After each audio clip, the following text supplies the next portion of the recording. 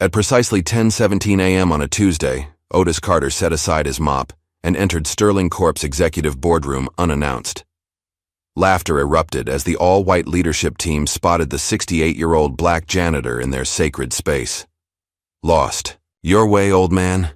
Ryan Sterling sneered, his Harvard MBA and family name a shield for his embezzlement schemes. "Not at all," Otis replied, sliding a document across the table. The laughter died as they read it, official proof that this invisible man they'd degraded for decades was actually the majority shareholder. While they'd seen only a janitor, Otis had been watching, documenting, and waiting for this perfect moment. His engineering degree from Howard had gathered dust, but his ownership papers hadn't. Now, as 400 employees faced layoffs, Otis Carter would finally reclaim his company from those who never bothered to see the man behind the mop. Just before we get back to it, I'd love to know where you're watching from today. And if you're enjoying these stories, make sure you're subscribed because tomorrow's special episode is one you definitely don't want to miss. The hallways of Sterling Corp gleamed under the fluorescent lights as Otis Carter pushed his cleaning cart through the empty corridors at 5:30 a.m. His weathered hands gripped the handle with practiced ease, the calluses telling stories of decades of hard work. At 68, his movements were slower than they once were, but no less precise. The company wouldn't officially come to life for another 2 hours, but Otis preferred the quiet of dawn. It gave him time to think, to observe, to remember. He paused outside the executive suites, fishing out his ring of keys. The polished brass nameplate on the nearest door read, "Ryan Sterling, CEO." Otis allowed himself a slight smile as he unlocked the door and slipped inside. The office was immaculate, with floor-to-ceiling windows offering a breathtaking view of the city skyline. Otis emptied the trash can, careful not to disturb the meticulously arranged papers on the mahogany desk. As he worked, his eyes drifted to a framed photograph on the wall, a much younger Ryan standing beside his father, Thomas Sterling. Thomas had his arm around Ryan's shoulder, both men beaming with pride at the ribbon-cutting ceremony of Sterling Corp's first headquarters. What the photograph didn't show was the third person who had been standing just out of frame that day. Otis dusted the frame with particular care, his reflection ghosting over the glass surface. He remembered that day well, the day Thomas had promised him the world. The day before everything changed. The sound of approaching footsteps pulled Otis from his reverie. He quickly gathered his supplies and headed for the door, nearly colliding with Patricia Wilson, the company's HR director who was arriving unusually early. "Oh!" Patricia startled, her hand flying to her chest. When she registered who stood before her, her surprise morphed into dismissive recognition. "It's just you, Otis." "Morning, Ms. Wilson," Otis replied, his voice gentle but dignified. "Sorry to startle you." Patricia barely acknowledged the apology, her attention already fixed on her phone. "While you're here, the executive bathroom needs attention. Someone complained about water spots on the mirrors yesterday." She wrinkled her nose slightly. "And make sure you use the proper cleaning supplies this time. The smell was off last week." Otis nodded, swallowing the response that rose to his throat. "Yes, ma'am." "Good," Patricia said, already walking past him into her office. She paused at the doorway. "And Otis, the cleaning closet on the third floor still smells like you've been eating your lunch in there. The executives have commented on it. Find somewhere else, please."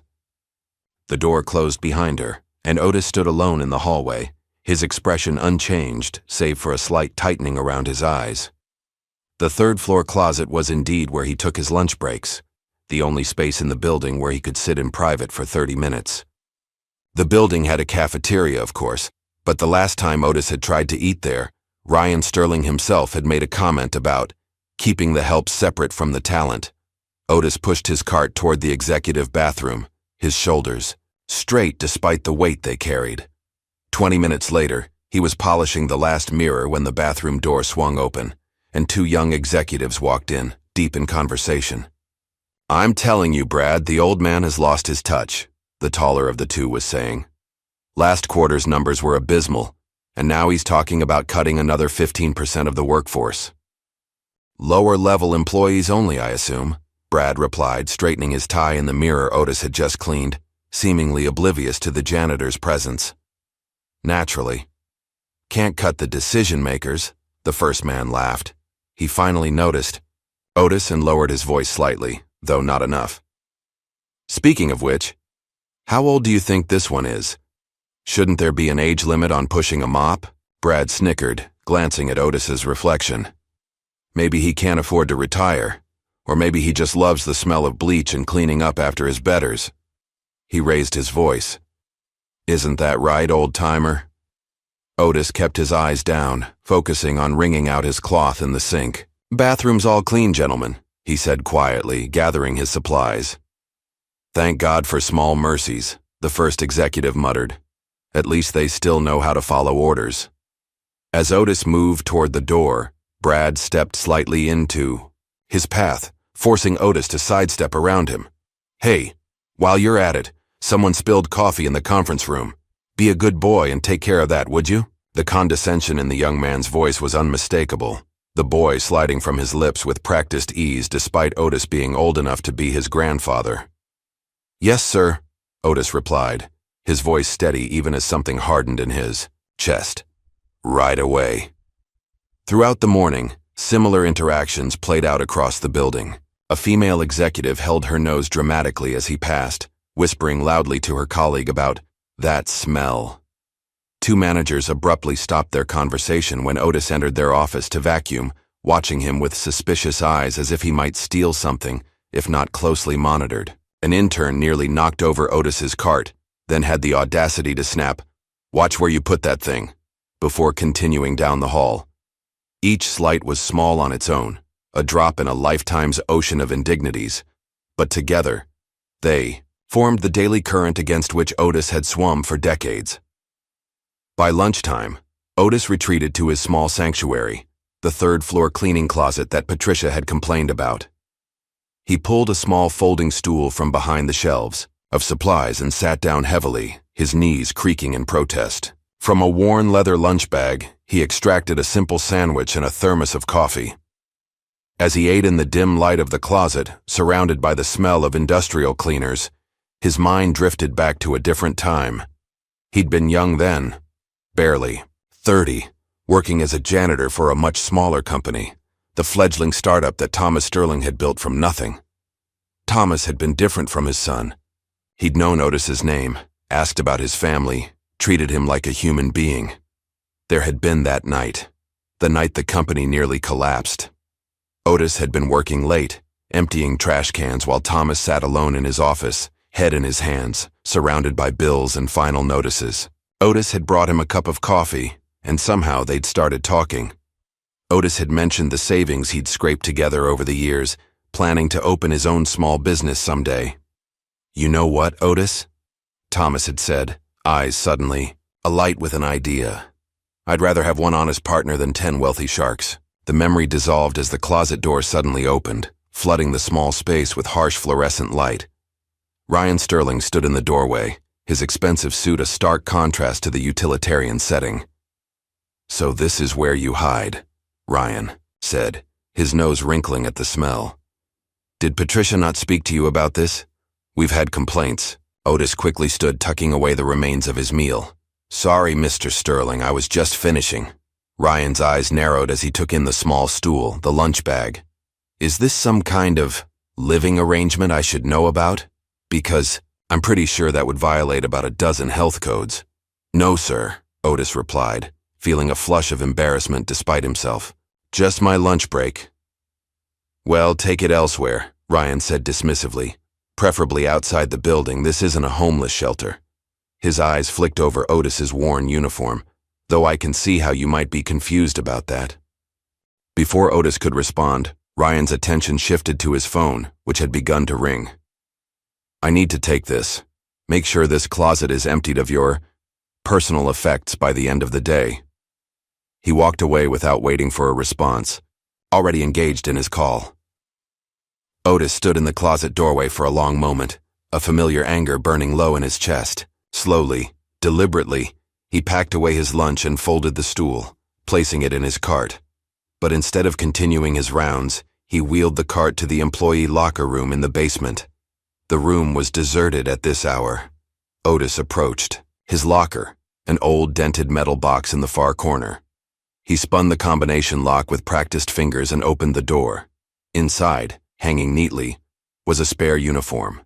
Below it sat a battered leather briefcase that looked out of place. Among the humble surroundings, Otis carefully removed the briefcase and placed it on the nearby bench. The brass latches had long since lost their shine, but they opened smoothly at his touch.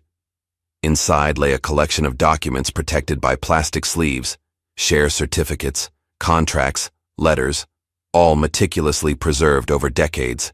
His fingers traced over one document in particular, a share certificate made out in his name, representing 51% ownership of Sterling Corporation, signed by Thomas Sterling himself. Next to it lay a handwritten letter, the paper yellowed with age but the words still clear. Otis, my friend. Without your belief in me and your investment, there would be no Sterling Corp. I know you want to remain in the background for now, and I'll respect that wish, but never forget, this company is as much yours as it is mine. When the time comes, these shares will speak for you. The time had never seemed right to reveal the truth. First, it was out of respect for Thomas and his vision. Then, after Thomas's unexpected death 15 years ago, it was the shock of watching Ryan take control and systematically dismantle his father's legacy. By the time Otis realized what was happening, Ryan had established himself so thoroughly that challenging him seemed impossible. But today, something had shifted.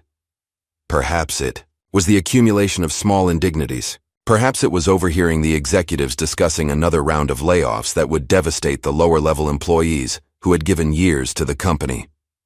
Or perhaps it was simply that, at 68, Otis had finally run out of reasons to wait. He carefully returned the documents to the briefcase, closed it, and placed it back in his locker. Not today, but soon. The reckoning that had been decades in the making was finally approaching. As Otis resumed his afternoon cleaning duties, he paused outside the main conference room where he could hear raised voices discussing the company's future. His company's future. His expression remained impassive, but his eyes held a determination that had been dormant for too long. The time for waiting was over. 3 days later, Sterling Corp was abuzz with tension as key personnel hurried toward the main conference room. An emergency board meeting had been called. The email marked urgent landing in executive inboxes just that morning. The subject line, Strategic Restructuring and Asset Management, was corporate speak for what everyone feared. Massive layoffs and selling off company divisions. Otis stood quietly in the corridor outside the conference room, wiping down the glass display case that housed the company's awards and accolades. Through the reflection, he watched board members file in, men and women in expensive suits, their faces set in expressions of grave importance. None of them so much as glanced his way. Ryan Sterling was the last to arrive, flanked by his CFO, Walter Price, and his loyal right-hand man, Logan Matthews. Ryan's stride was confident, almost arrogant, as he swept past Otis without acknowledgement. "Is everyone here?" Ryan's voice carried through the still-open door. "Close that, will you?" he directed at his assistant, pointing to the door. "We don't need the maintenance staff eavesdropping on company business." The door closed with a soft click, but not before Otis caught the dismissive wave of Ryan's hand in his direction. Otis continued polishing the display case, his movements deliberate as he positioned himself near the air vent, a spot he knew from experience carried sound from the conference room into the hallway. Inside, Ryan stood at the head of the long, mahogany table, surveying the gathered board members with the practiced confidence of a man who believed himself untouchable.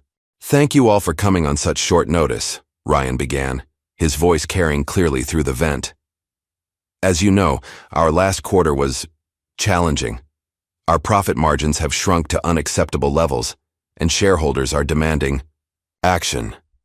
Walter Price, a thin man with wire-rimmed glasses, distributed folders to everyone present. "The numbers don't lie," he said, his voice thin and reedy. "We're looking at a 15% drop in revenue compared to last year's projections. Which is why," Ryan continued, "I've assembled a comprehensive restructuring plan. He tapped his folder for emphasis. Page 3 outlines the first phase, a strategic workforce reduction of 20% across all departments. A murmur of concern rippled through the room. 20%? Questioned Martha Donovan, one of the longest-serving board members. That's nearly 400 employees, Ryan. 387, to be precise, Walter interjected.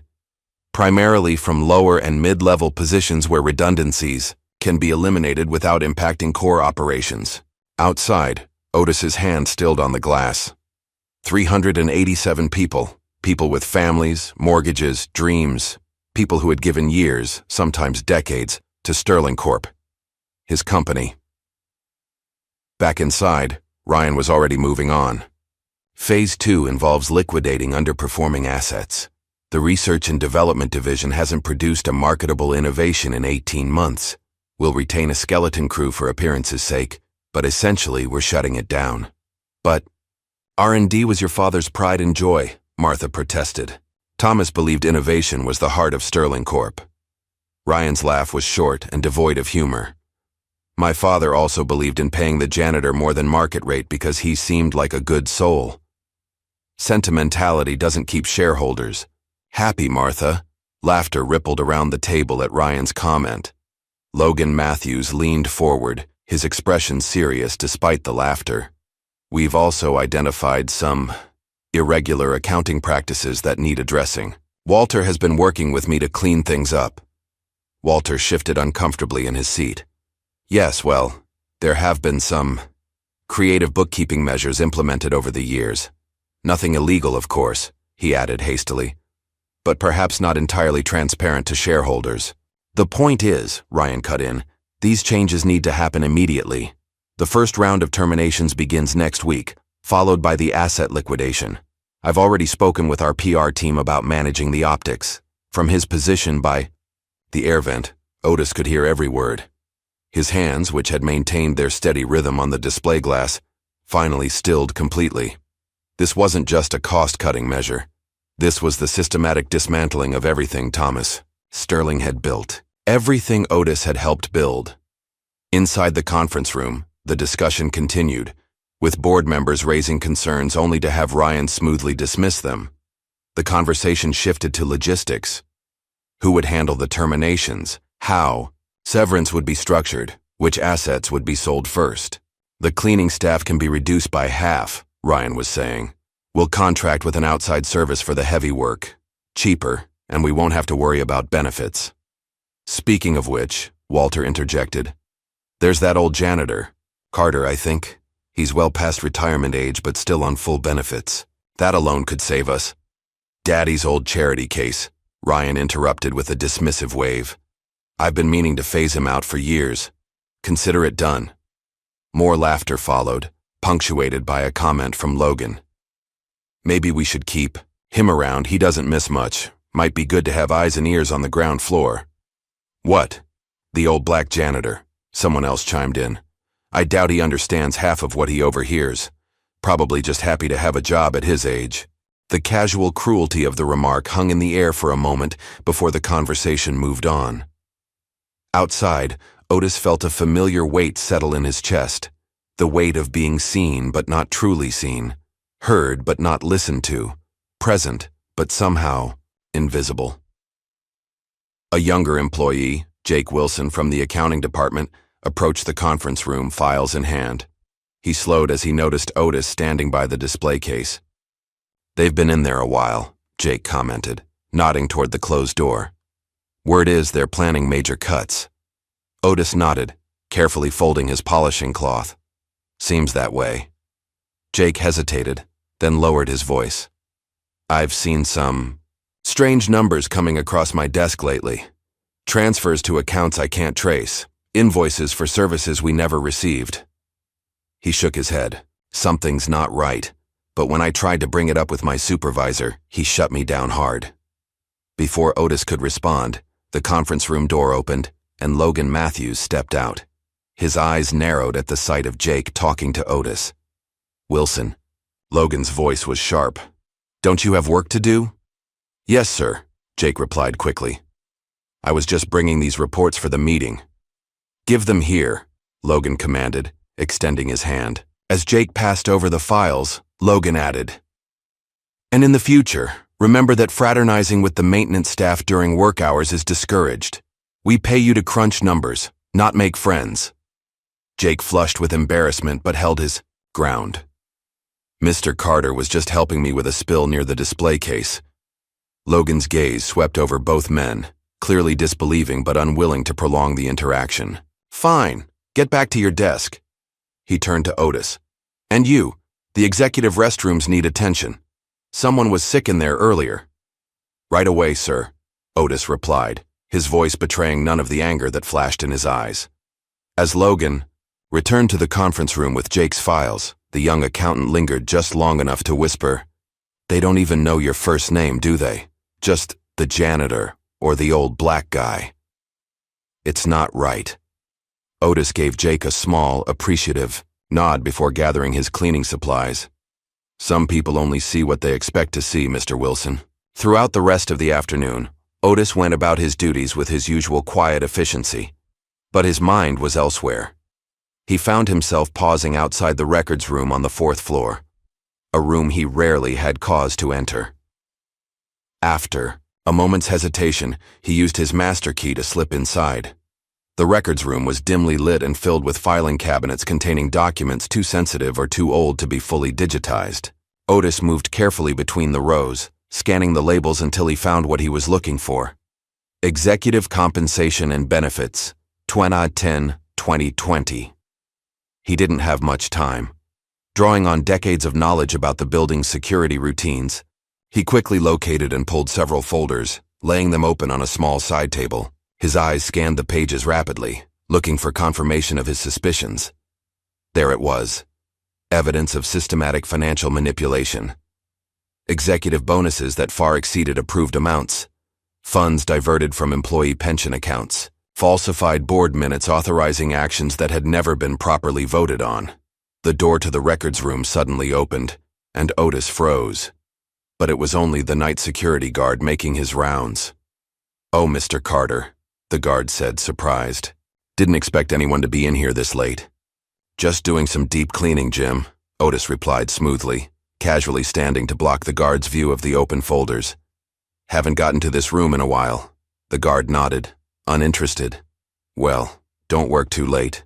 Building's pretty much empty now."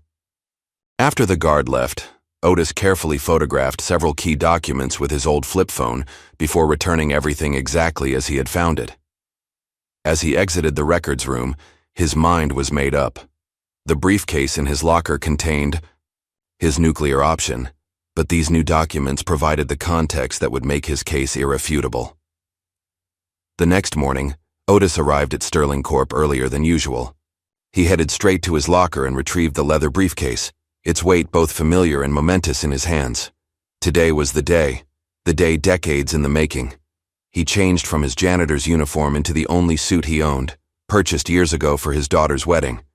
It was slightly outdated and a bit loose on his frame, but it was clean and dignified. He combed his gray hair neatly and straightened his tie, looking at his reflection in the small mirror inside his locker door. For a moment, he barely recognized himself, not because of the suit, but because of the fire in his eyes, a determination that had been banked for too long.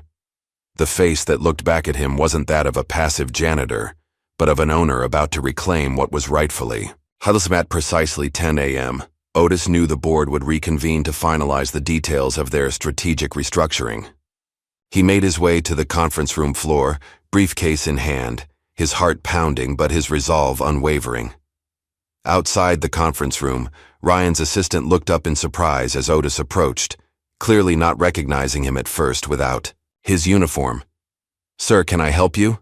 she asked, her confusion evident. "The board is in a private meeting right now." "I know," Otis replied simply. "They're expecting me." Before she could protest, Otis stepped past her and opened the conference room door. The conversation inside abruptly halted as all heads turned toward the interruption. Ryan Sterling, mid-sentence, stared in confusion. "What the—" Recognition dawned on his face, followed quickly by annoyance. "Carter," What are you doing, and why are you dressed like that? The room erupted in snickers and confused murmurs. Is that the janitor? Someone whispered loudly. What's he wearing? Is that suit from the 90s? Another board member remarked, prompting more laughter. Logan Matthews rose from his seat, moving toward Otis with a threatening posture.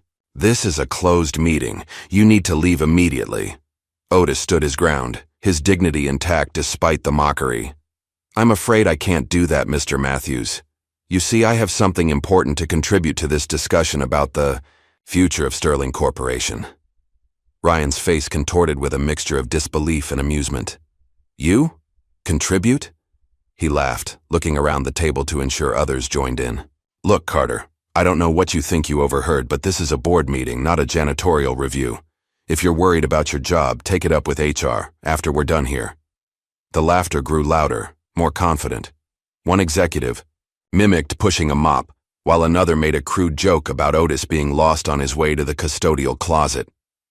Is this some kind of protest? Walter Price asked nervously, because security can be here in 30 seconds.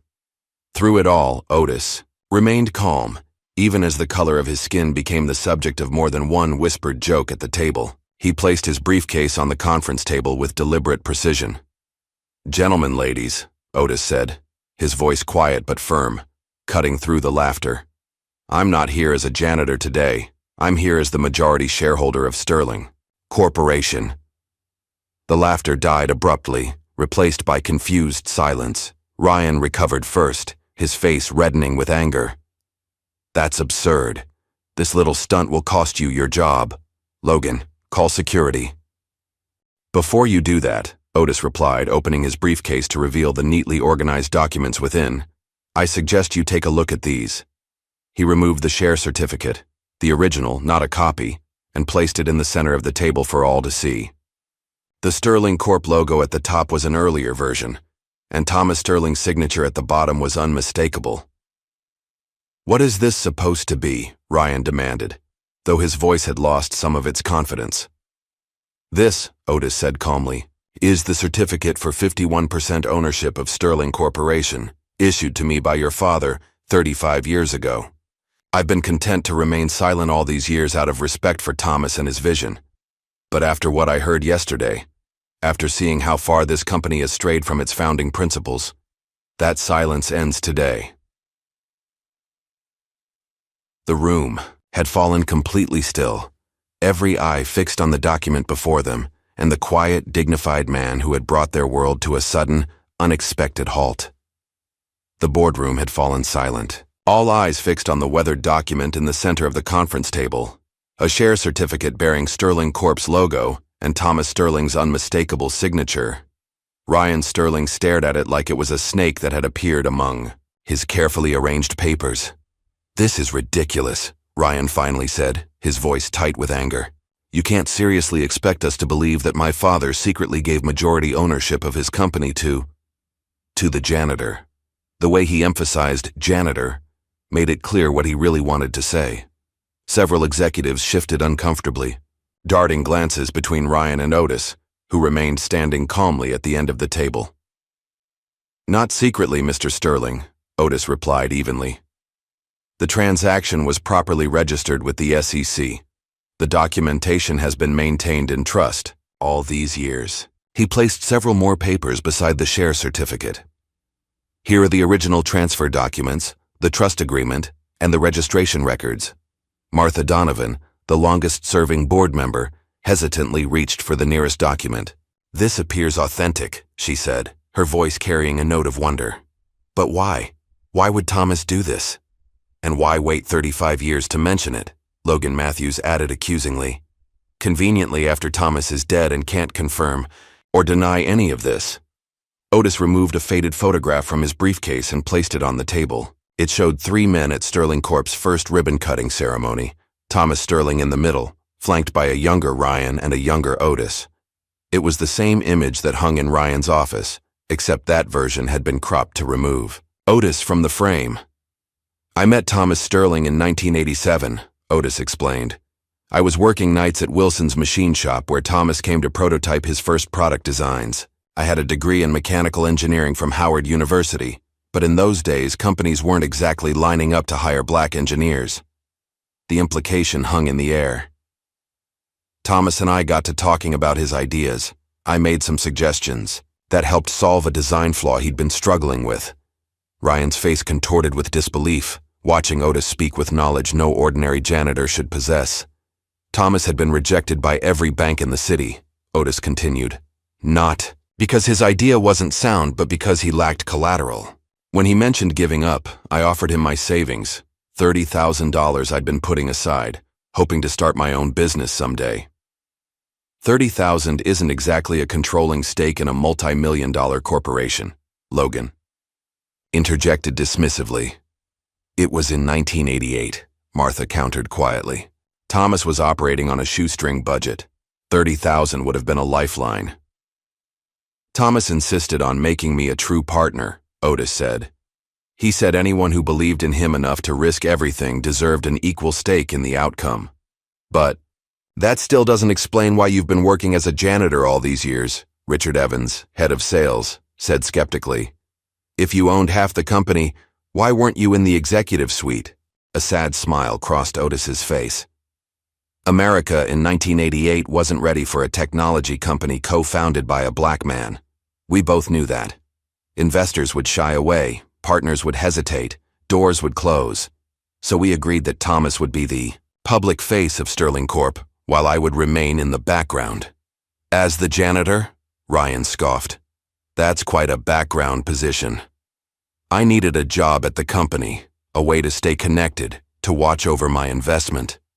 Thomas suggested maintenance, because it would allow me access to every part of the building without drawing attention. Otis's eyes swept the room.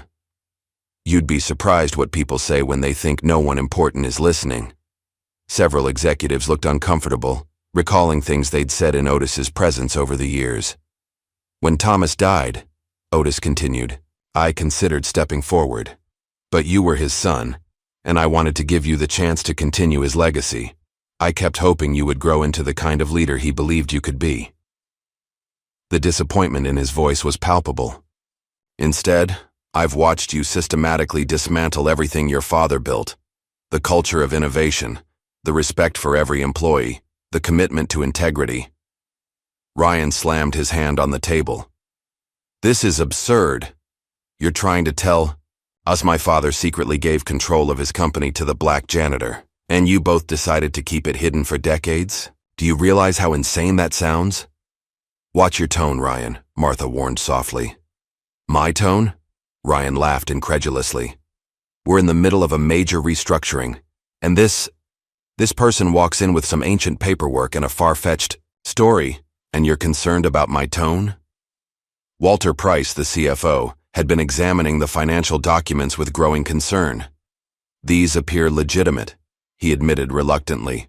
The signatures match our records, and the trust arrangement explains why these holdings never appeared in our standard reports. Even if these documents were valid at some point, Ryan argued, surely they've been superseded by one of our many corporate reorganizations over the years. Otis shook his head. Each time the company restructured, the trust's holdings were preserved. Your own financial department processed the paperwork, though I doubt anyone questioned why a notation about original trust holdings remained present through every iteration. Walter's face paled. The OTH designation, I always assumed it, was some legacy account from the founding days. It was, Otis confirmed quietly. Mine. The boardroom erupted in overlapping conversations. Through it all, Ryan's face grew increasingly flushed with anger and humiliation. Enough, Ryan finally shouted. Even if these documents are somehow legitimate, you can't just walk in here and start giving orders. There are procedures, protocols. That's correct, Otis acknowledged. As majority shareholder, I can't directly manage day-to-day operations without board approval. But I can call for votes on major company decisions. He paused. So let's start with a simple one. I moved to cancel the planned layoffs and asset liquidation discussed yesterday. Seconded, Martha said immediately.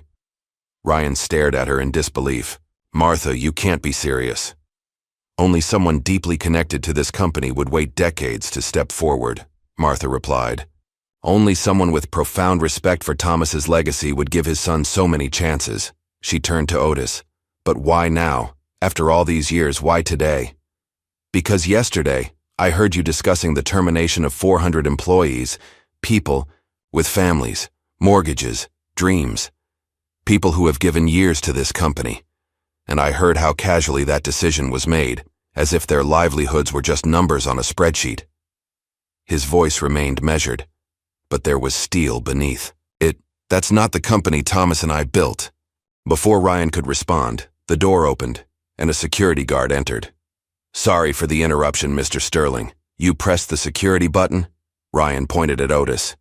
Yes, this man has interrupted our meeting with fraudulent claims. Remove him immediately. The guard, a young man named David, looked uncertainly between them. Sir, is that Mr. Carter? It's me, David, Otis confirmed with a nod. He's trespassing in a closed meeting, Ryan insisted. I'm not sure I can forcibly remove Mr. Carter without cause, David said uncomfortably. He doesn't appear to be causing a disturbance. The disturbance is his presence at a meeting he was not invited to. Actually, Martha interrupted, if Mr. Carter is the majority shareholder, he has every right to be here. There's also the matter of these, Otis said, placing a final folder on the table.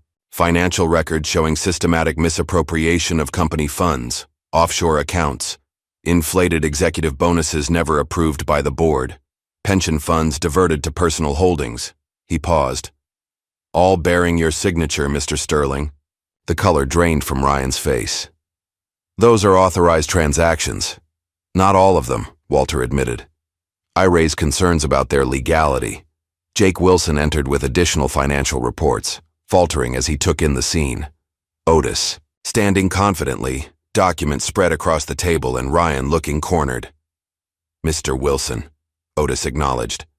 I believe you've noticed some financial irregularities recently. Jake looked at Logan, who glared at him, then at Ryan, whose expression promised retribution. Finally, he looked at Otis, the man who had endured countless indignities with quiet dignity. Yes, sir, Jake replied. I've documented several suspicious transactions over the past year, including transfers to unnamed accounts that Mr. Sterling authorized. Ryan lunged to his feet. You're fired, Wilson. Clear out your desk immediately. I'm afraid you don't have that authority anymore, Otis said. Given the evidence of financial impropriety, I move that Ryan Sterling be suspended as CEO, effective immediately, pending a full audit and investigation. Around the table, hands began to rise in support. Even Walter Price, after a moment's hesitation, raised his hand. Only Logan remained loyal to Ryan. This is insanity. You're all making a colossal mistake. Ryan stood frozen, watching his power evaporate.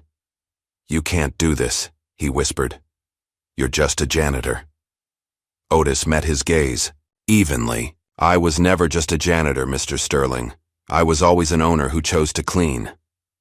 By the following morning, the news that Otis Carter, Sterling Corp's longtime janitor, was actually the company's majority owner, had spread through every department.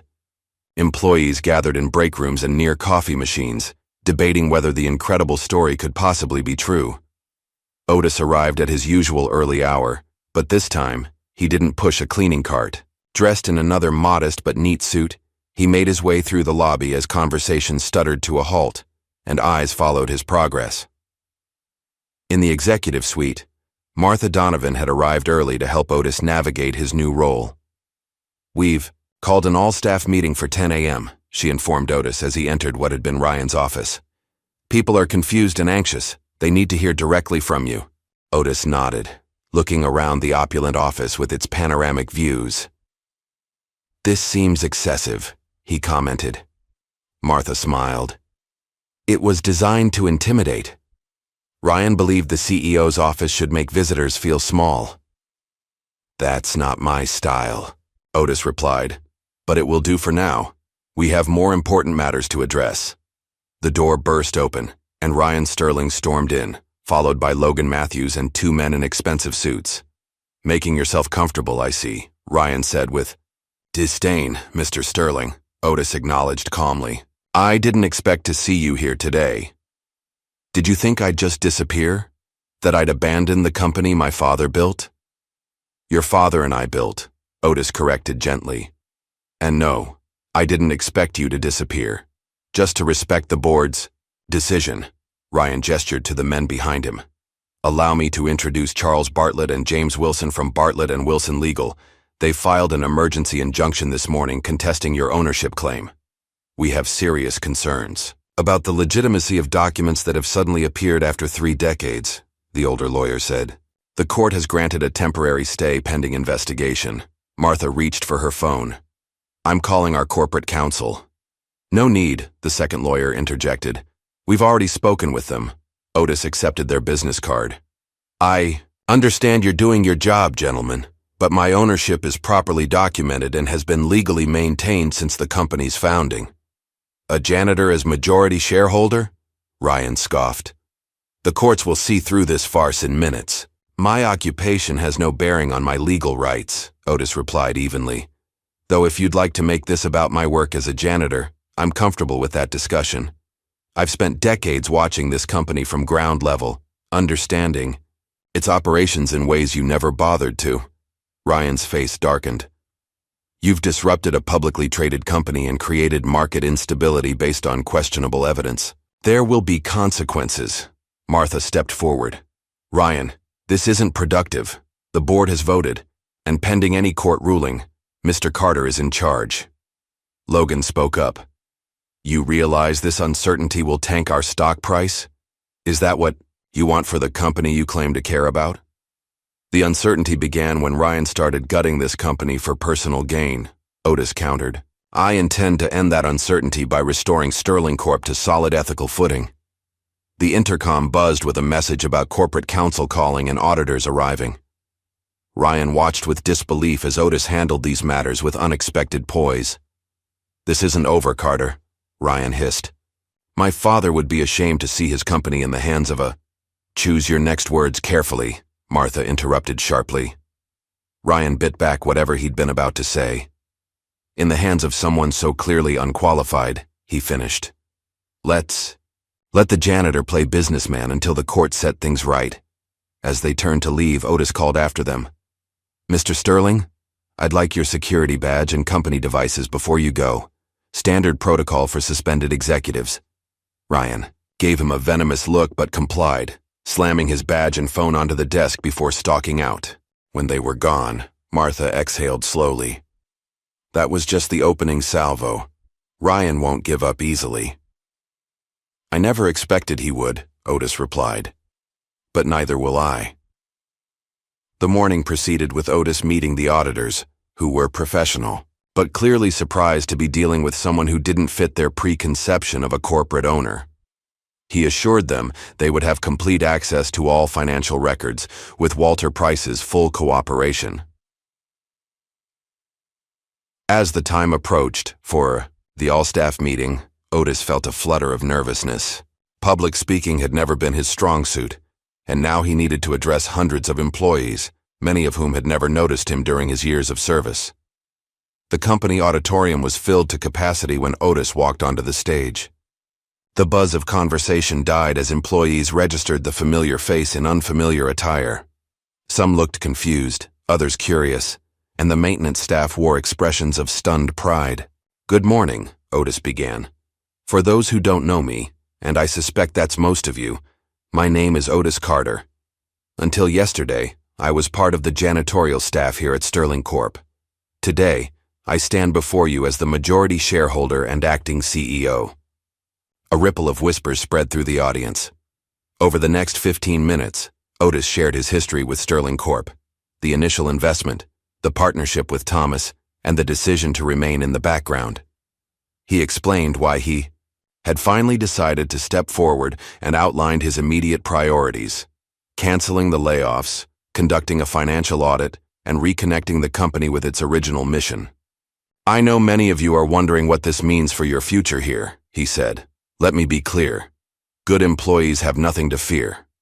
Unlike the previous administration, I value the contributions of every person in this company, from the newest intern to the most senior vice president. As Otis continued, the mood in the room shifted. Initial skepticism gave way to cautious optimism. The maintenance staff looked particularly moved, some wiping away tears, others nodding vigorously. I've spent decades cleaning this building, watching and listening. I've emptied your trash cans and mopped your floors. I've overheard your frustrations and your ideas. So many brilliant ideas that were ignored because they came from the wrong level of the hierarchy. He paused, making eye contact with as many people as he could. Those days are over. Sterling, Corp will now be a place where merit matters more than title, where innovation is nurtured, and where every employee is treated with dignity. As he concluded, the auditorium erupted in applause. Not everyone was clapping. Logan and his allies stood stone-faced, but the majority seemed cautiously hopeful about this unexpected turn of events. After the meeting, Otis found himself surrounded by employees eager to introduce themselves or simply shake his hand. It was strange being seen after so many years of invisibility. Jake Wilson worked his way through the crowd. "Mr. Carter, that was incredible. No one would ever guess you haven't been running board meetings for years." "Thank you, Jake. And thank you for your courage yesterday. It wasn't easy," Jake admitted, "but seeing you stand up to Ryan gave me the push I needed." He lowered his voice. "You should know. Ryan's trying to rally support among key clients and investors. Logan's been making calls all morning." Before Otis could respond, a commotion near the entrance caught their attention. Ryan Sterling had returned, accompanied by several important-looking individuals. "Major investors," Jake explained. "Ryan must be trying to pressure the board through shareholder concerns." Martha appeared at Otis's side. "Ryan's brought Theodore Hamilton and the Westridge Investment Group. They control about 15% of outstanding shares and are demanding an emergency meeting." Otis took a deep breath. "Then let's not keep them waiting." As he moved toward the confrontation, employees parted to watch. The power struggle was now playing out in public, with the company's future hanging in the balance. "There he is, the janitor who thinks he can run a multi-million-dollar corporation," Ryan announced loudly. "Mr. Hamilton, I believe you had questions about his qualifications?" Theodore Hamilton, silver-haired and cold-eyed, assessed Otis with undisguised skepticism. "Mr. Carter, what makes you think you're qualified to lead this company? Do you have any business experience whatsoever?" The question was designed to embarrass, but Otis had spent decades being underestimated. He'd earned advanced degrees through night school and had studied the company's operations from every angle. "Mr. Hamilton, I understand your concerns," Otis replied calmly. "So let me ask you this. Under Ryan Sterling's leadership, how has your investment performed over the past 5 years?" Hamilton blinked. "Below expectations," he admitted reluctantly. "And are you aware that during that same period, executive compensation increased by 47%, while average employee salaries rose only 2%, or that the R&D budget was cut by 30%? Otis continued with firm confidence. "I may have been a janitor, Mr. Hamilton, but I've had a front-row seat to every decision that has shaped this company. I know its strengths, weaknesses, and untapped potential better than anyone. And unlike some, my interest isn't in short-term gains that hollow out the company's future." "Pretty words," Ryan interjected. "But business isn't about sentiment. It's about results. Our stock is already down 7% this morning. How low does it need to go before you realize this experiment is a failure?" Otis didn't flinch. "The market reacts to news, Mr. Sterling, but it ultimately rewards value, integrity, and sustainable growth, all qualities that have been in short supply under your leadership." He addressed the wider audience. "The stock price will fluctuate in the short term. That's expected. But I'm not focused on tomorrow's stock ticker. I'm focused on where Sterling Corp will be in 5 years, in 10 years. He turned back to the investors. "I invite you to join me in the boardroom. I'll share my vision for Sterling Corp's future and answer your questions. Once you understand the full picture, including the financial irregularities the audit will uncover, you'll agree that this transition is not just necessary, but long overdue." As Otis led the investors away, He caught Ryan's expression. Fury mixed with, for the first time, genuine fear. The narrative Ryan had counted on, that Otis would immediately flounder, wasn't playing out as expected. The battle for Sterling Corp was far from over. Ryan still had resources and allies. But as Otis walked through the building that he had, cleaned for decades and now led, employees nodding respectfully as he passed, he felt a quiet confidence growing. This was his company, had always been his company, and he would fight with everything he had to preserve its integrity and secure its future.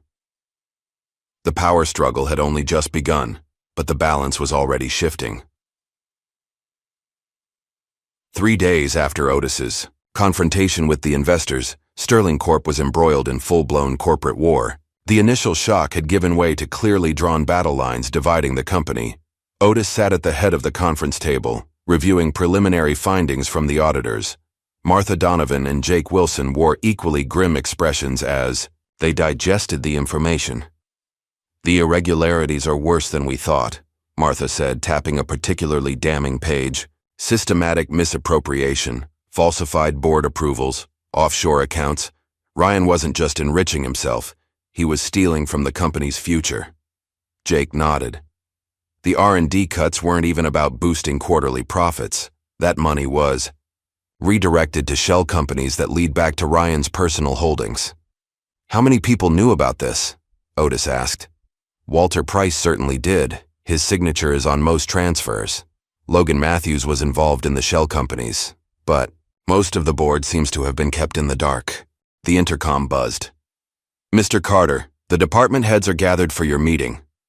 "We'll be right there," Otis replied, securing the audit documents in a folder. "Let's keep these findings close for now. We need more concrete evidence before going public." As they walked toward the larger conference room, Martha updated him on the latest developments. "Ryan's been busy. He's filed additional legal challenges and been meeting with major clients, telling them the company is in chaos under your leadership. Has he succeeded in turning any against us? A few are wavering, but most are taking a wait-and-see approach. The bigger problem is internal. Ryan still has strong support among executives who fear change, or who might be implicated in his schemes." They entered the conference room where 15 department heads waited, the atmosphere tense with uncertainty. Otis had called this meeting to announce his restructuring plans, and everyone knew significant changes were coming. "Good morning," Otis began. "As you know, Sterling Corp is at a crossroads. The past week has revealed serious issues with how this company has been managed, but it has also shown me the incredible potential that exists when we embrace transparency and merit." He outlined his vision, a company that prioritized innovation, treated all employees with respect, and operated with integrity. Then, he moved to specifics. "Effective immediately, I'm implementing several changes.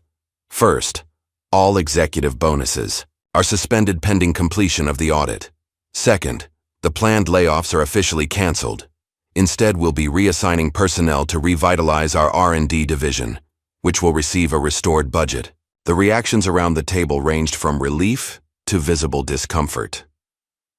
Patricia Wilson, the HR director who had been tasked with implementing the layoffs, raised a manicured hand.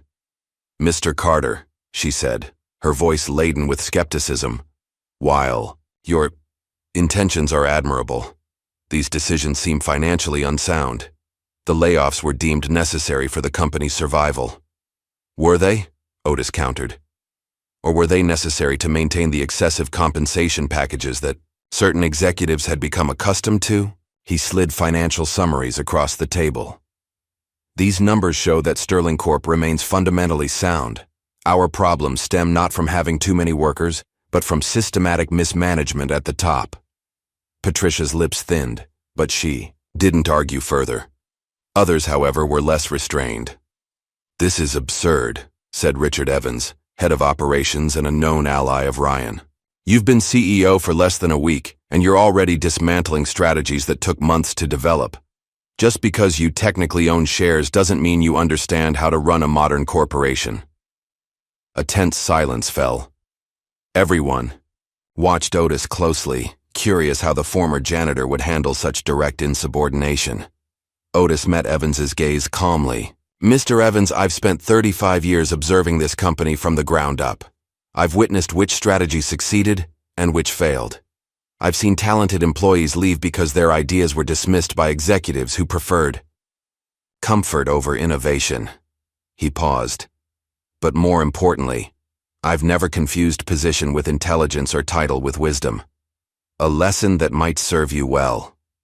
Evans flushed with anger, but fell silent as several department heads unsuccessfully tried to hide their smiles. Now, Otis continued, I'd like each of you to prepare a detailed report on your department's current projects, personnel, and needs. Not the sanitized versions you prepared for Ryan, but honest assessments. I want to know what's working, what isn't, and what resources you actually require to succeed. As the meeting concluded, Otis asked Jake and the head of IT to stay behind. When the others had left, he turned to the IT director, Michael Morris. Mr. Morris, I need your help with something sensitive. We have reason to believe that company data may have been compromised. I need your team to secure our servers and recover any deleted files that might contain evidence of financial misconduct. Morris looked troubled. Sir, I should mention that I received unusual instructions from Mr. Matthews last week. He asked me to perform a comprehensive data purge of certain executive files citing routine maintenance. I delayed implementing it because it seemed irregular. That was probably an attempt to destroy evidence, Jake said. Can you recover anything that might have already been deleted? Most likely. We keep redundant backups, and unless they use specialized wiping software, we should be able to recover significant data. Make this your top priority, Otis instructed, and keep it confidential. As they left the conference room, Otis's assistant hurried toward them. Mr. Carter, there's a situation in the lobby. Ryan Sterling has returned with a news crew. He's making some kind of public statement. When they reached the lobby, they found Ryan surrounded by reporters and cameras, while employees gathered at a distance, watching with confused expressions. A travesty of corporate governance, Ryan was saying. An unqualified individual has temporarily seized control through questionable legal maneuvers, putting hundreds of jobs and millions in shareholder value at risk. Otis stepped forward, catching Ryan's eye. For a moment, Ryan faltered before recovering with a practiced smile. Ah, here he is now, Ryan announced. The janitor who would be king. Mr. Carter, would you care to explain to these reporters why you think cleaning floors qualifies you to run a technology company? The reporters swiveled their cameras toward Otis, who stood perfectly still, evaluating the situation. This was a trap. Ryan was trying to provoke him into saying something that would come across as bitter or unqualified. Mr. Sterling, Otis replied calmly, I'd be happy to discuss my qualifications, which include an engineering degree from Howard University and 35 years of watching this company evolve. But perhaps a more relevant question is why you feel the need to ambush your own company with negative publicity, rather than addressing the serious allegations of financial misconduct that have come to light. Ryan's confident expression wavered. Baseless accusations. The real issue here is a hostile takeover by someone with no business experience, no understanding of our industry, and no legitimacy beyond some ancient paperwork. The legitimacy of my ownership has been confirmed by corporate counsel, Otis countered. As for my capabilities, I suppose we'll let the results speak for themselves. Starting with the fact that under my leadership, those 400 employees you plan to terminate will keep their jobs. A murmur ran through the gathered employees at this public confirmation. Jobs they'll lose anyway when the company fails under amateur leadership, Ryan shot back. But perhaps that's the point. Maybe you're not as concerned with the company's success as you are with settling old scores. The only person undermining this company right now is the man bringing camera crews into our lobby to broadcast unfounded attacks on its leadership. Security personnel moved closer, making it clear that the impromptu press conference was over. Ryan's expression hardened as he realized his ambush had failed to provoke Otis into an outburst. This isn't over, Carter, he said quietly as the reporters began to pack up. You may have won this round, but you've made powerful enemies. Enemies who don't take kindly to having their corporate hierarchy upended by a man who used to clean their toilets. I've spent my life dealing with powerful people who underestimated me, Otis replied. I'm still here, and now, finally, I'm being seen. As Ryan departed, employees began to applaud, tentatively at first, then with growing enthusiasm. The public confrontation had only reinforced Otis's calm dignity in comparison to Ryan's desperate tactics, but the victory was short-lived. Later, that afternoon, as Otis was meeting with the R&D team, Jake burst into the room, his face pale. "We have a problem," he announced. "Major problem. Ryan's gone nuclear." "What's happened?" Otis asked. "He's frozen the company accounts," Jake explained. "Breathlessly, used his banking connections to put a hold on our operational funds pending resolution of the ownership dispute. We can't access the payroll accounts, the vendor payment systems, nothing," Martha added grimly. "And that's not all. Logan Matthews has been calling employees directly, offering positions at a new venture Ryan is starting, essentially trying to poach our top talent by creating panic about Sterling Corp's future." Otis absorbed this news silently. Ryan was willing to hurt hundreds of innocent employees just to regain control. "Options?" he asked simply. "We can fight the account freeze legally, but that could take weeks," Martha replied. "As for the poaching, we need to reassure employees that their jobs are secure, but with the accounts frozen, we can't guarantee they'll be paid on time," Jake finished. Otis nodded, making a decision. "Call an emergency all-hands meeting in 30 minutes. And get me Walter Price. If he wants any chance at leniency when the audit concludes, now's the time to earn it." 30 minutes later, the company auditorium was packed, the atmosphere thick with anxiety. Rumors had spread quickly about the frozen accounts, and employees were understandably concerned about their livelihoods.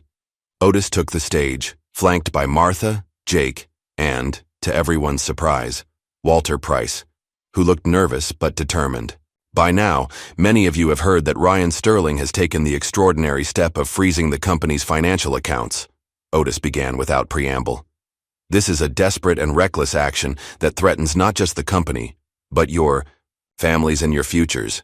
I want to be completely transparent about where things stand." He outlined the situation candidly, explaining the legal steps being taken to unfreeze the accounts and the worst-case timeline they might be facing. "I know your primary concern is whether you'll receive your paychecks," Otis continued. The answer is yes, absolutely yes. Mr. Price has been working with our banking partners to establish emergency operational accounts, and I have personally provided collateral to ensure there will be no interruption in payroll." A collective sigh of relief swept through the room. "Furthermore," Otis added, "I want to address the calls some of you may have received from Logan Matthews. He's offering what seem like lifeboats from a sinking ship. But let me be clear. Sterling Corp is not sinking. It's transforming, and those who stay, who help rebuild this company on a foundation of integrity and innovation rather than greed and exploitation, will be recognized and rewarded for their loyalty." Walter Price stepped forward, his voice uncharacteristically firm. "I've worked closely with Ryan Sterling for years, and I was complicit in much of what's now coming to light. I'm cooperating fully with the audit, because I've seen firsthand how far Ryan will go to maintain power and wealth. What he's doing now, freezing accounts that affect thousands of employees and their families, is just further proof of his disregard for anyone but himself." The auditorium was silent as employees processed this unexpected testimony from Ryan's longtime ally. As people filed out after the meeting, the mood had shifted from panic to cautious determination. Ryan's attempt to cripple the company had instead galvanized its workforce. But the war was just beginning. That evening, as Otis was preparing to leave, Jake appeared in his office doorway, his expression grim. Security just called. Someone broke into the server room. They bypassed several layers of security. "The evidence from the audit, backups are secure," Jake assured him. "But they copied files from the active servers. Given the timing, Ryan," Otis nodded, "or someone working for him, what would be his play here?" "Information warfare," Martha suggested, joining them. "Anything he could use to embarrass the company, undermine your leadership, or potentially blackmail individuals who've switched allegiance," Otis's phone rang. An unknown number. It was Ryan. Mr. Carter. His voice was smooth and confident. I hope today's little financial hiccup has given you something to think about. The only thing it's given me is further confirmation of your character, Otis replied evenly. Ryan chuckled. Character? Coming from a man who spent decades lying about his ownership? That's rich. But I'm calling to offer you a way out. A generous one, considering the circumstances. I'm listening. $15 million, Ryan proposed. Cash. Tax-free through an offshore arrangement. All you have to do is sign over your shares and disappear. You can retire comfortably, go anywhere you want. $15 million buys a lot of freedom for a man who spent his life cleaning up after others. The offer hung in the air. For a moment, Otis said nothing, letting Ryan wonder. Mr. Sterling, he finally replied. There was a time when I had nothing but a Howard engineering degree that no one would honor, and the savings I'd scraped together. I gave every dollar to your father because I believed in his vision and his character. He offered me partnership when others wouldn't even offer me dignity. Otis's voice remained steady, but there was steel beneath it. So let me be perfectly clear. There is no amount of money you could offer that would make me betray Thomas Sterling's legacy or abandon the people who work for this company. Not 15 million. Not 15 billion. You'll regret this, Ryan hissed, his composure cracking. You have no idea what's coming. On the contrary, Otis replied calmly. I know exactly what's coming. Justice. The following morning, Otis arrived to find the lobby filled with protesters, not against him, but supporting him. Employees had organized a solidarity gathering, many holding handmade signs with messages like, Stand with Otis and Ethics over Greed. People reached out to shake his hand or offer words of encouragement, a stark contrast to just a week ago, when most had barely noticed him. This is just the beginning, Jake explained as they rode the elevator. It's gone viral overnight. Janitor CEO is trending, and people are sharing their own stories of workplace discrimination and invisible workers. I never wanted this to become about me personally, Otis said. It's bigger than just you now, Jake replied. You've become a symbol. People are inspired by your story. The qualified engineer forced to work as a janitor due to discrimination, silently owning the company for decades before finally claiming your rightful place. On the executive floor, Martha was waiting, phone pressed to her ear. She ended her call as they approached. The bank freeze is working its way through the courts, she reported. More pressing is that Ryan scheduled a press conference for noon. Our sources say he's planning to release documents from the server breach. Let's prepare for the worst, Otis said. What's the most damaging information he could have obtained? There's something else you should know, Jake added. I've been working with Michael Morris all night, and we found something unexpected. In the server logs. He held up a flash drive. Whoever broke in didn't just take data, they left something behind, a hidden program designed to corrupt our databases on command, a kill switch that would have destroyed critical company data.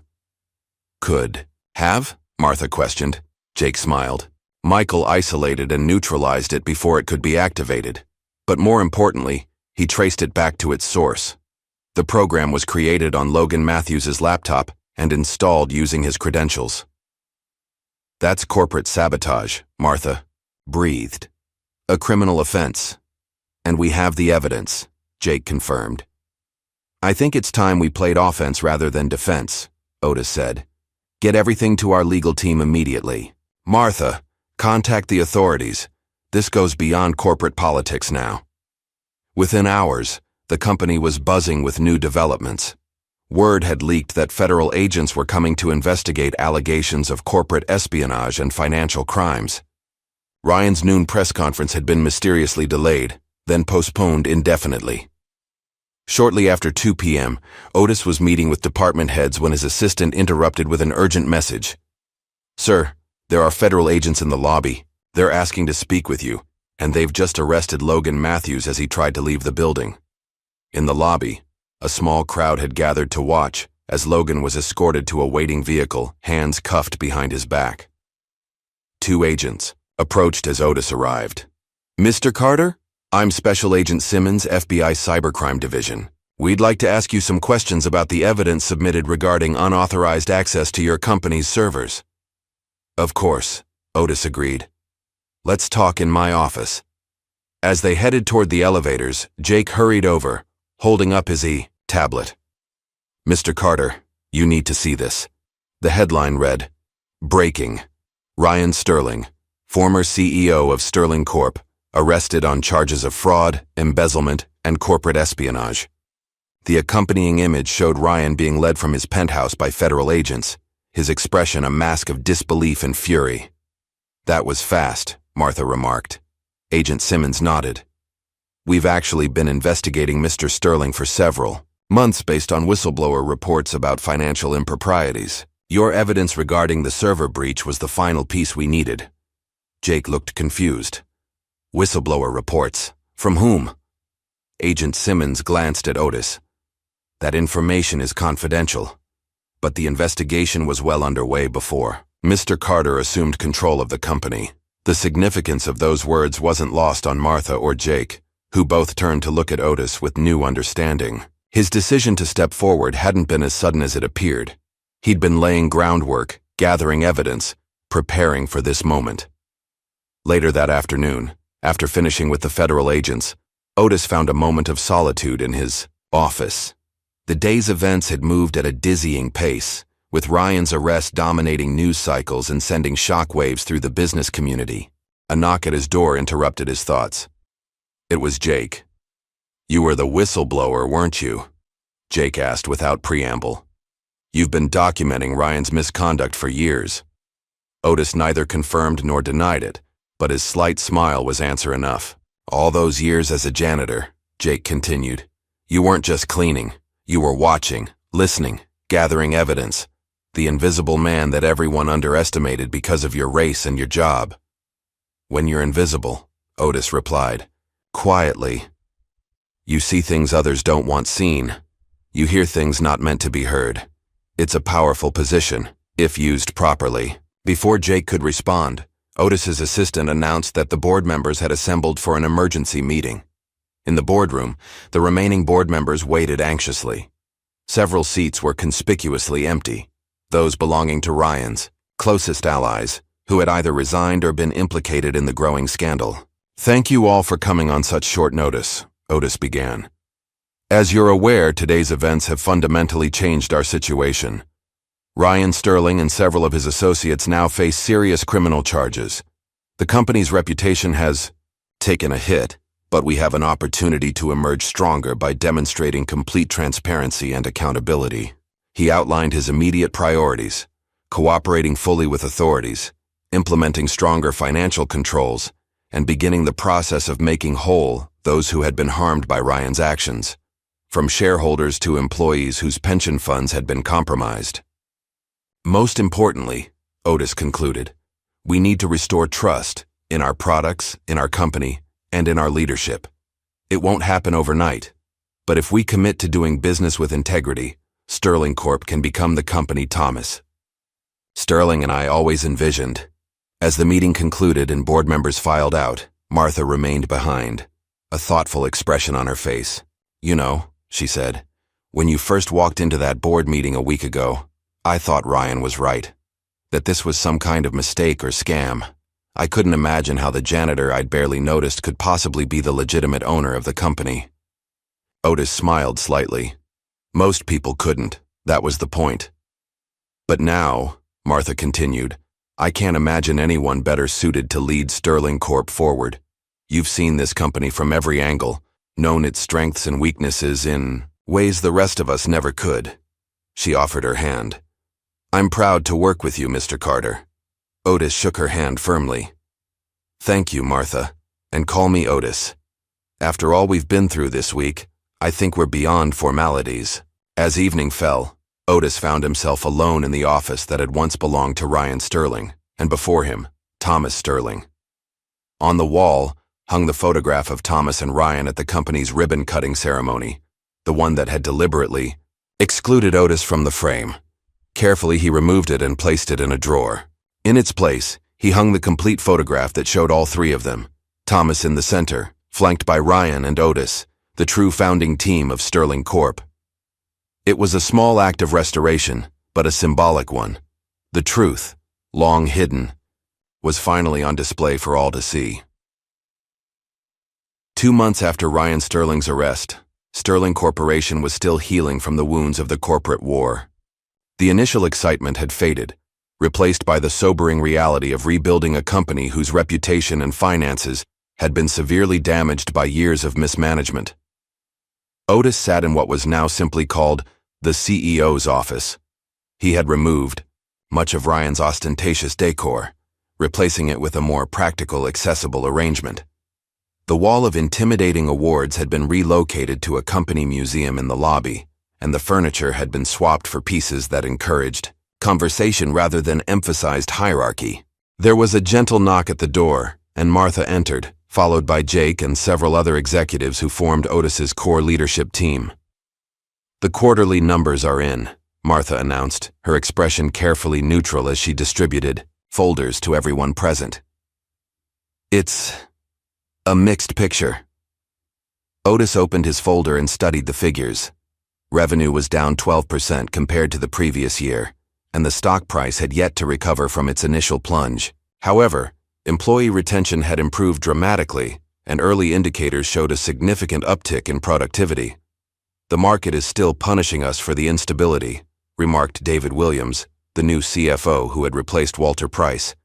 "But the fundamentals are stronger than they appear. We've eliminated wasteful spending, redirected resources to R&D, and our employee satisfaction scores are the highest they've been in a decade." Otis nodded thoughtfully. "We always knew this would be a long road. Ryan didn't destroy this company overnight, and we won't rebuild it overnight either." He turned to Jake.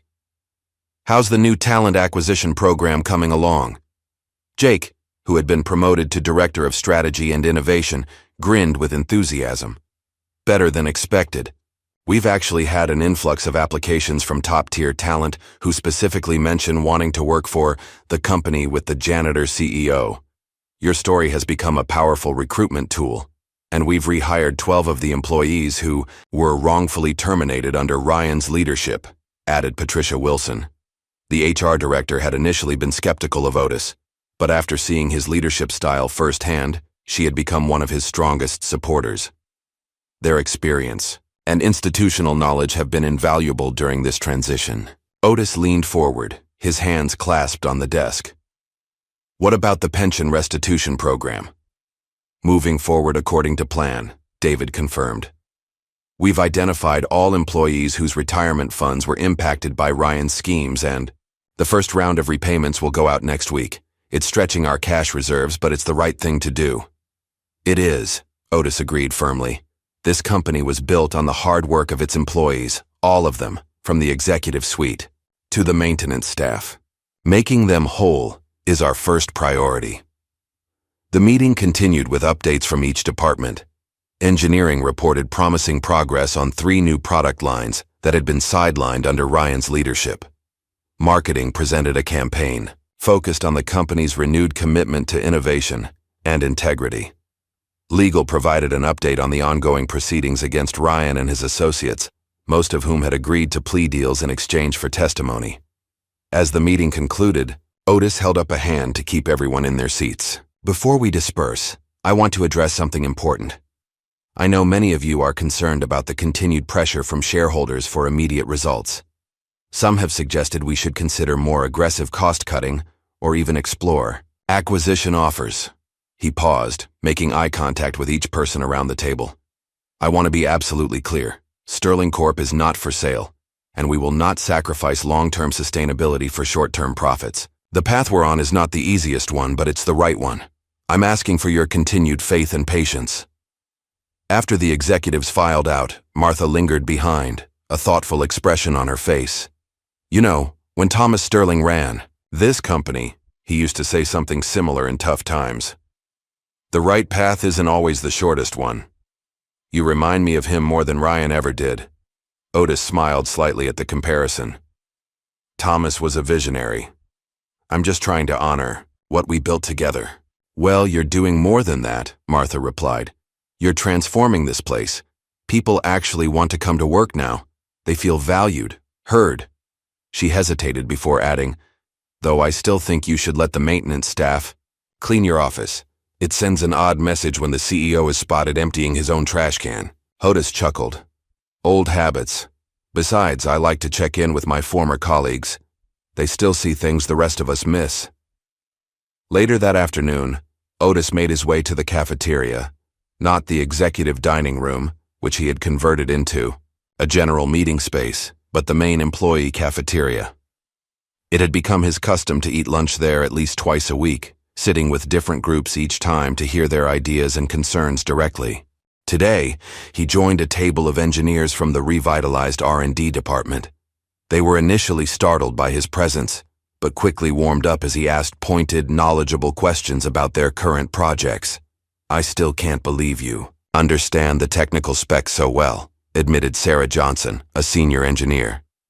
Most executives I've worked with can barely follow the simplified presentations we prepare for them. I did have an engineering degree from Howard, Otis reminded her with a smile. And I've spent 35 years listening to engineers discuss their projects while I cleaned their labs. You'd be surprised how much you can learn when no one notices you're there. Well, we notice you now, sir, another engineer remarked. And it makes a difference, knowing the CEO actually understands what we're trying to accomplish. After lunch, Otis took a deliberate detour through the maintenance department, located in the building's basement. He could have summoned its supervisor to his office, but he preferred to see things firsthand, the way he always had. The maintenance staff greeted him with a mixture of respect and familiarity. To them, he wasn't just the CEO who had once been a janitor. He was Otis, their former colleague who still remembered their names and families. How's the new equipment working out, Frank? Otis asked the department supervisor, gesturing to the recently purchased floor polishers and industrial vacuums. Frank beamed with pride. Makes the job twice as efficient, Mr. Carter. And the ergonomic, designs mean fewer back injuries. The team can't thank you enough. It should have been done years ago, Otis replied. Proper tools aren't a luxury, they're a necessity. He glanced around the maintenance area, which had been renovated with improved lighting, ventilation, and actual break space. Any other needs I should know about? Just one thing, Frank said. Some of the guys were wondering about that education assistance program you mentioned last month. Is that still happening? Otis nodded firmly. The board approved it yesterday. Any employee who wants to pursue higher education or technical certification will receive company support, tuition assistance, flexible scheduling, the works. He smiled slightly. We might have more engineers hiding in the maintenance department, just waiting for their opportunity. As evening approached, Otis found himself drawn to a part of the building he had visited countless times as a janitor, but never as CEO, the original research lab where Thomas Sterling had developed the company's first breakthrough product. Now preserved as something of a historical exhibit, the small room contained the original equipment, workbenches, and even some of Thomas's handwritten notes. Otis stood in the doorway, memories washing over him. He could almost see Thomas hunched over that workbench, sleeves rolled up, explaining his latest idea with infectious enthusiasm. They had spent many late nights in this room, Otis offering suggestions while officially there to clean, Thomas incorporating them without ego or hesitation. I thought I might find you here, said a voice behind him. Otis turned to find an elderly man in a well-worn suit, James Harrison, the company's longest-serving board member and Thomas Sterling's old friend. Harrison had been in poor health, recently and rarely came to the office, but he had consistently supported Otis from the moment his ownership was revealed. Just revisiting old ghosts, Otis admitted. Harrison nodded, moving to stand beside him. Thomas would be proud, you know, not just of what you've accomplished these past months, but of your patience all those years. I never understood why you stayed in the background for so long. It was different times, Otis replied simply. And then it became habit, I suppose. The longer I waited, the harder it seemed to step forward. Well, I'm glad you finally did. Harrison gestured around the lab. Thomas always said his greatest invention wasn't any product. It was building a company with a soul. Ryan nearly destroyed that. You're bringing it back. Before Otis could respond, his phone buzzed with a message from Jake. "Turn on the news. Channel 6. Now." Concerned, Otis excused himself and hurried to the nearest conference room with a television. When he turned it on, he understood Jake's urgency immediately. Ryan Sterling's face filled the screen as a news anchor explained that he had been released, on bail pending trial. And in a surprising development, former Sterling Corp CEO Ryan Sterling held a press conference just minutes ago, where he made this statement. The footage cut to Ryan, standing outside the courthouse, looking somewhat thinner, but no less arrogant. "The charges against me are a fabrication, part of a calculated takeover by individuals who exploited legal technicalities to seize control of my father's company. I look forward to clearing my name and returning Sterling Corporation to its rightful leadership." Otis watched impassively as Ryan continued to spin his narrative, painting himself as the victim of a conspiracy. When the segment ended, he turned to find Jake, Martha, and several other executives who had gathered behind him. "He's still dangerous," Martha warned. "Even facing charges, he has connections, resources.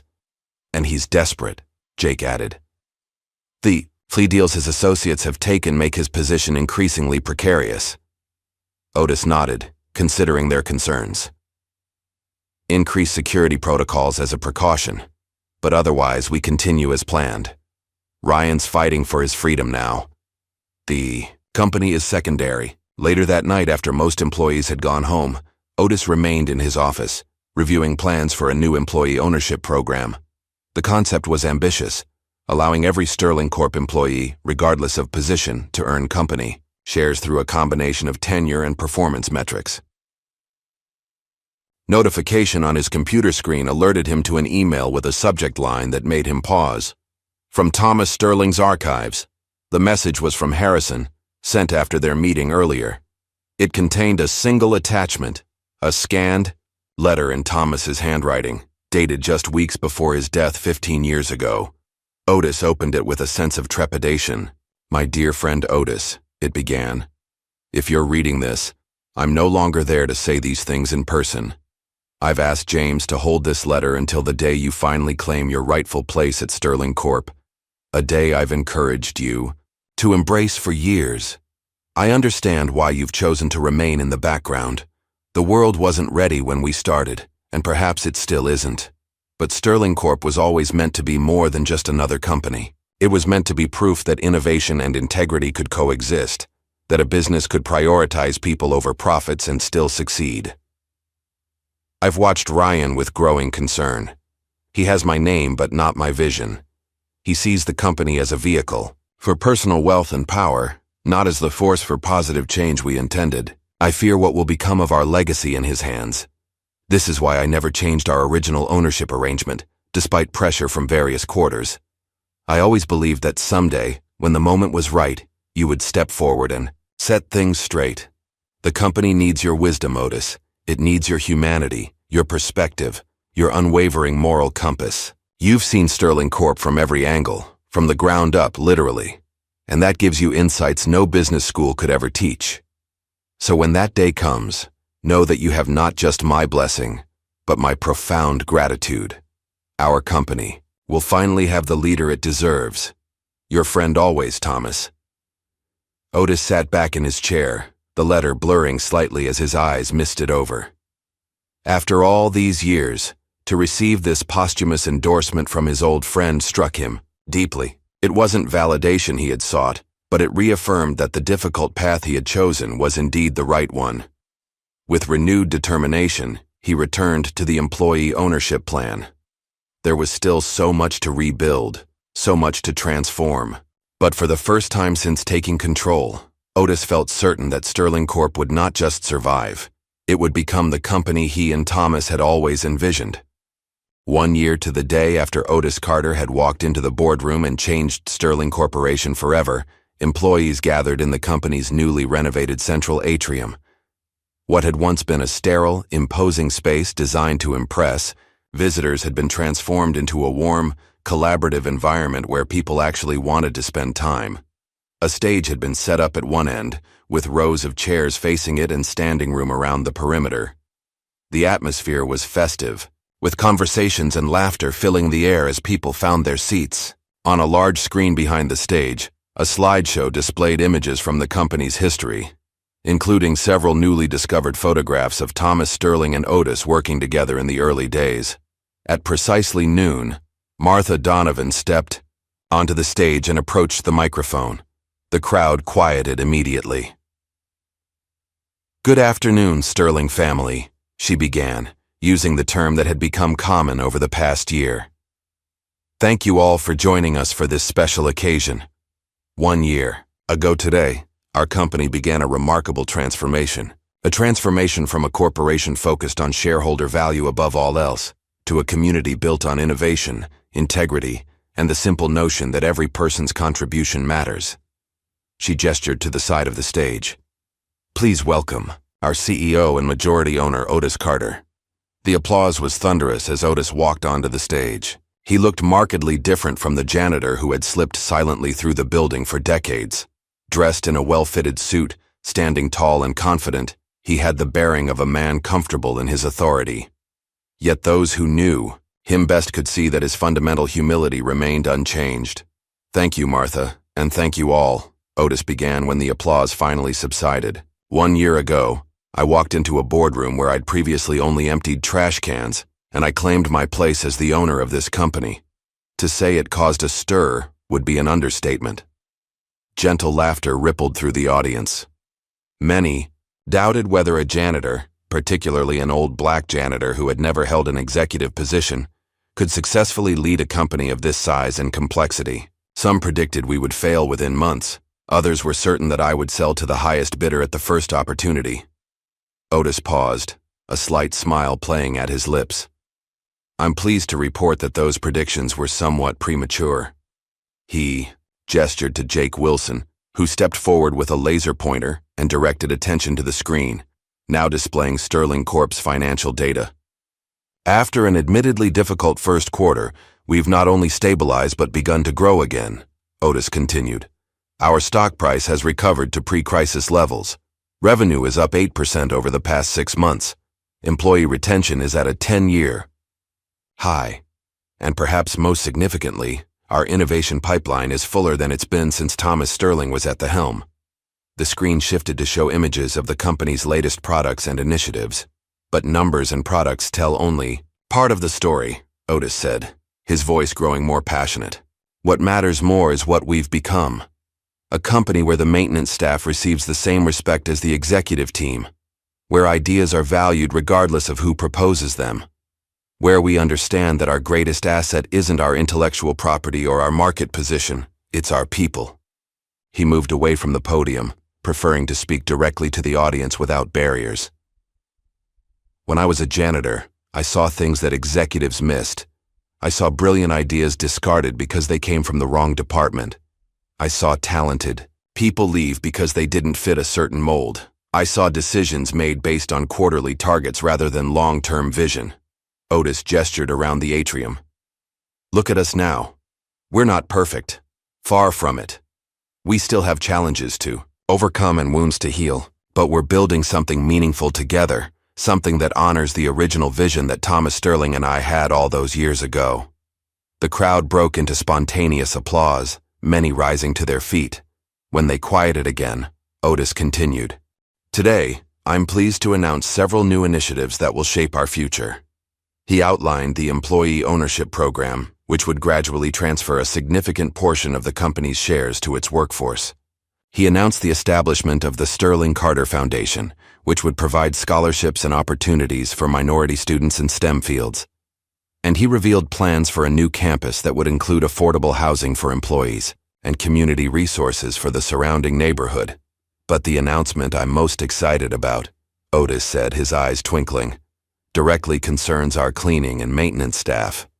He motioned to Frank, the maintenance supervisor, who joined him on stage. "Effective immediately, every member of our maintenance department will receive a 20% raise, bringing their compensation in line with industry-leading standards. Additionally, they'll be among the first to benefit from our education assistance program, with guaranteed flexible scheduling to accommodate their studies." Frank, visibly moved, shook Otis's hand as the crowd cheered. Because, Otis continued once the applause died down, you never know which janitor might be the next great leader just waiting for their opportunity. As the formal program concluded, and employees mingled at the reception that followed, Otis found a quiet moment to slip away to his office. He needed a few minutes alone to process the emotions of the day. The past year had been the most challenging and rewarding of his life. Ryan Sterling's trial had concluded 3 months earlier, with a guilty verdict on multiple counts of financial fraud and corporate malfeasance. He was currently serving a 7-year sentence, his empire and reputation in ruins. Several of his closest associates had received lighter sentences in exchange for their testimony, while others had avoided jail time through extensive cooperation and restitution. Otis took no pleasure in their downfall, only in the justice it represented for the employees and shareholders who had been harmed by their actions. A knock at his door interrupted his thoughts. It was Jake, accompanied by a young woman Otis recognized as a recent hire in the maintenance department. "Sorry to disturb you, sir," Jake said, "but Rebecca here has something she wanted to share with you privately." Rebecca stepped forward nervously, clutching a folder. "Mr. Carter, I just wanted to thank you personally. I started working here 4 months ago on the night cleaning crew. Last week, I applied for the Education Assistance Program to finish my computer science degree." She opened the folder to reveal an acceptance letter. "They approved it yesterday. I'll be able to complete my degree while keeping my job. I never thought that would be possible." Otis smiled warmly. "That's exactly what the program is designed for, Rebecca. I'm thrilled for you." "There's more," she said, her voice gaining confidence. "I mentioned my interest in software development to my supervisor, and instead of dismissing it, he connected me with the head of engineering. I'm going to be shadowing the dev team 1 day a week while I'm in school, learning on the job." The pride in her voice struck a chord with Otis. He remembered his own youthful ambitions, how they had been thwarted by the prejudices of his time, and how different Rebecca's experience at Sterling Corp was becoming. "That's the company we're building," Otis said simply. "Where talent rises, regardless of where it starts." After Rebecca left, glowing with encouragement, Jake lingered behind. "You know, I've been meaning to ask you something. Now that the company's stable again, now that you've proven yourself beyond any doubt, have you ever thought about retiring? Enjoying the fruits of your labor?" Otis chuckled. "Retire? I spent 35 years waiting to do this job properly. I'm just getting started." Later that evening, after most employees had gone home, Otis took a solitary walk through the building, a habit he had maintained from his janitorial days. In the main lobby, he paused before a new installation, a glass display case containing his old janitor's uniform, carefully preserved and respectfully presented. Beside it, a simple plaque read, "Never judge a person's potential by their position. The most powerful voices often belong to those we fail to hear." Otis studied the uniform, the worn fabric, the faded name tag, the subtle patches and repairs that spoke of years of dignity in work others considered beneath them. Then he looked up at the modern, thriving company around him, forever transformed by the humble janitor who had finally claimed his rightful place. It wasn't about cleaning floors, he reflected. It had always been about cleaning up what was broken, in the company, in the system, in people's perceptions. And in that sense, perhaps he had never stopped being a janitor after all. With quiet satisfaction, Otis turned and headed toward the exit. Tomorrow would bring new challenges, new opportunities to build on the foundation they had established. The journey wasn't over. It was, in many ways, just beginning. As he stepped outside into the evening air, Otis looked back at the Sterling Corp logo illuminated against the darkening sky. Beneath it, recently added in slightly smaller letters, were the words that completed the company's new identity, founded by Thomas Sterling and Otis Carter, 1988. After decades in the shadows, Otis Carter's name finally stood in the light, not just as the company's savior, but as its creator. The circle was complete. Justice, long delayed, had finally been served. Ever wonder how many people we dismiss without knowing their true power? Otis Carter's transformation from invisible janitor to company owner isn't just a story. It's a reminder to look deeper at the invisible people in our own lives, If this tale of justice long overdue moved you, hit like, subscribe, and share. Your thoughts below. More stories of unexpected triumph coming soon.